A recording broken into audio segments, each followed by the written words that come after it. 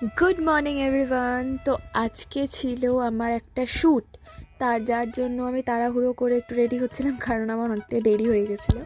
তো আগেই বলে দিই, আমি 2 দিন পোস্ট করতে পারিনি, আমার শরীরটা ঠিক ছিল না বলে আমি পোস্ট করতে পারছিলাম না ভিডিও। কিন্তু আমি ভিডিও করেছি, এডিট করাও ছিল, কিন্তু আমি পোস্ট করতে পারিনি, ভয়েস ওভার দিতে পারিনি, কারণ আমার শরীরটা একদমই খারাপ ছিল আর কি। তো যাই হোক, তো সেই দিন আমি চলে গেছিলাম শ্যুটে। শ্যুট করার আগে যখন আমি রেডি হয়ে গেছিলাম, সেই টাইমে এতটা পরিমাণে শ্যুটের লোকেশনে গিয়ে বৃষ্টি ফিষ্টি পড়ে, মানে খুব বাজে একটা সিচুয়েশান ক্রিয়েট হয়েছিল। তো যাই হোক, বৃষ্টিটা যদিও 1-1.5 ঘন্টা পর কমে গেছিলো, তো তারপর শ্যুট কমপ্লিট করতে করতে প্রায় সন্ধে পেরিয়ে গেছিলো, দেখতেই পাচ্ছ।